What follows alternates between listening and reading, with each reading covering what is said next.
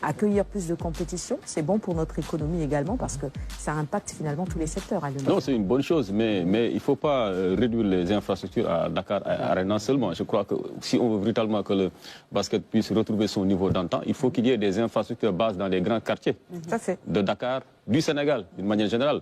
Parce qu'à l'époque, lorsqu'on dominait un peu le basket continental, c'est parce qu'il y avait des terrains de basket. On en voit aujourd'hui des vestiges. Vous faites un tour à la SICAP, à Fenêtre Mermoz, dans certains grands quartiers de Dakar.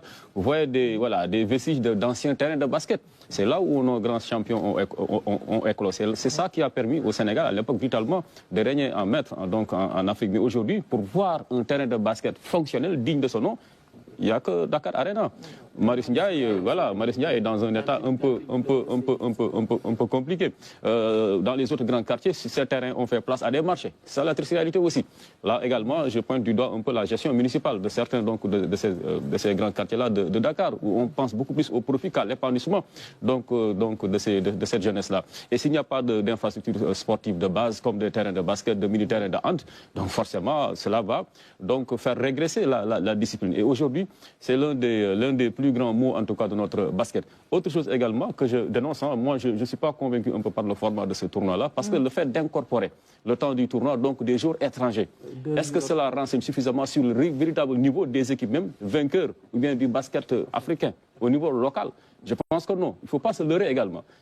Ce qui fait que maintenant, vous voyez, par exemple, l'AS Douane va incorporer deux publics africains. Moi, Sénégalais, je vois dans l'AS Douane des joueurs qui n'ont rien à voir avec notre culture et je sais qu'ils sont là juste le temps de ce tournoi-là.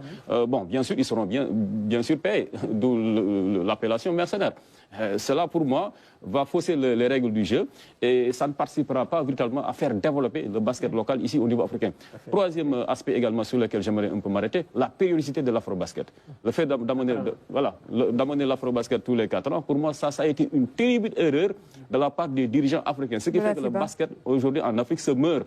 Parce que les fenêtres là, aujourd'hui, vous n'avez pas la possibilité de compter sur vos meilleurs jours. C'est une fois tous les 4 ans, vous avez une belle génération. Malheureusement, au bout d'un tournoi, après, vous la perdez.